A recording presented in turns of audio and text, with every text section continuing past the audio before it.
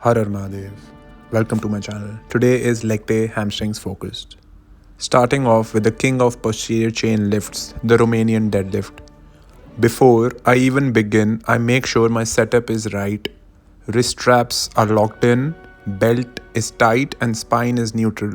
RDLs demand precision and safety. This isn't about rushing through the reps. This is about loading the glutes and hamstrings through the hips, not the lower back. Watch how I push my hips back slowly, maintaining a soft bend in my knees.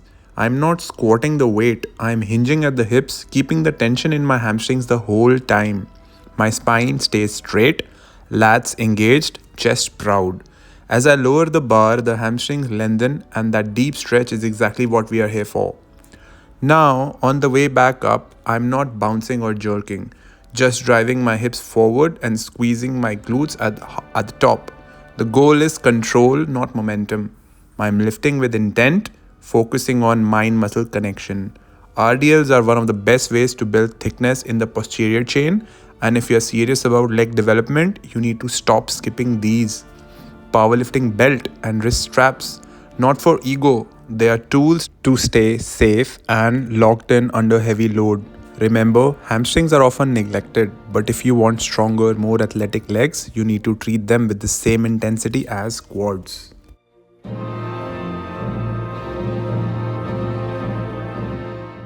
Next, we are doing Nordic hamstring curls, one of the hardest but most effective hamstring builders. This is my first set of Nordic hamstring curls.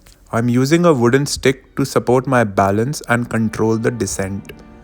This exercise is eccentric dominant, meaning your hamstrings are under tension as they lengthen, which is exactly what it creates, that tense athletic look. Notice how I'm not rushing. The goal is to lower my body slowly, resisting gravity, using only my hamstrings while my knees stay locked into the pad. The stick is here to catch me just before I drop too far, keeping the movement safe and controlled. This is not about going full range on day one, it's about progressive control, improving your hamstring strength from bottom up.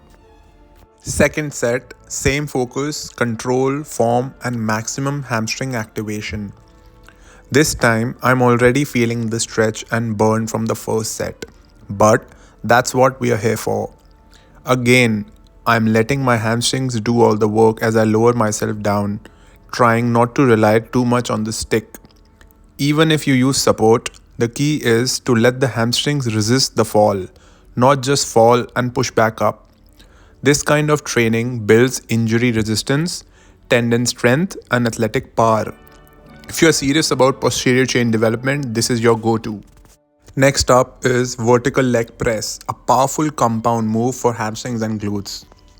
I am performing the vertical leg press in a slow and a controlled manner, focusing on maximum tension through the hamstrings and glutes. Each rep starts with a deep stretch. I'm not rushing through the eccentric phase. The goal here is to feel the hamstrings load as I lower the weight toward my chest. The vertical position allows for a unique line of resistance compared to the traditional leg presses. It removes most of the lower back pressure and directly shifts the load into the posterior chain, making it perfect for hypertrophy in the glutes and the hamstrings.